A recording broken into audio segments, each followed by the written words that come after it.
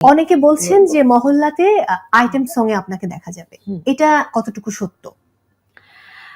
এটা আসলে এক একজনের পয়েন্ট অফ ভিউ এক এক রকম। সেই ফর এখানে যেরকম আইটেম সং সো কল্ড একটা ওয়ার্ডস, হ্যাঁ আমার কাছে মনে হয় খুব চিপ আইটেম সং ওয়ার্ডটা। বাট আইটেম সংটাকে কিন্তু অন্যভাবেও দেখা হয়। কোন কোন নায়িকা আপনি যদি দেশের বাইরের দিকে তাকান, আমি ওইটাই বলছি যে সো কল্ড বলার জন্য মানে বলে আসলে আমি জানি না এটার বেনিফিটটা কি আছে, I don't know, but actually যদি আমি বলতে যাই যে একটা item song it's a huge arrangement, big thing. এবং কখনো কখনো নায়িকার বাজেটের থেকেও কিন্তু আইটেম সং যিনি করেন তার বাজেট অনেক বেশি থাকে, রাইট।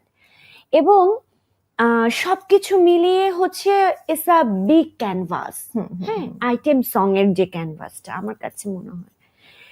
তো এই জায়গাতে আসলে ওরকম ভাবে আমি বলবো না, তবে হ্যাঁ এরকম একটা নাটকে এরকম একটা গান ইউজ করা হয়েছে, সেটা অনেক বড় একটা অ্যারেঞ্জমেন্ট, অবশ্যই এটা অ্যাপ্রিসিয়েশন করার মতো একটা বিষয়। এবং পাশাপাশি বলবো যে আইটেম সং বলবো না এটাকে, কারণ এটা হচ্ছে ক্যারেক্টারের আসলে আদলে এটা ইউজ করা।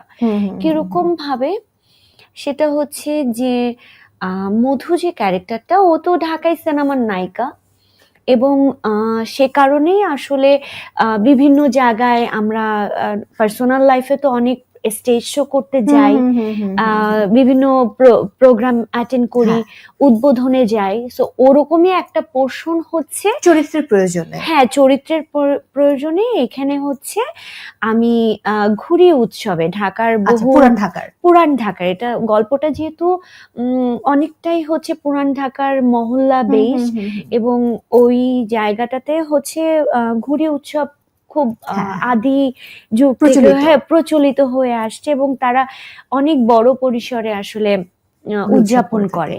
তো ওখানে আসলে একজন আর্টিস্টকে নিয়ে যাওয়া হয়েছে এবং স্টেজ পারফরমেন্সের জন্য, তাই আসলে ওই গানটার তখন ডিমান্ড রয়েছে।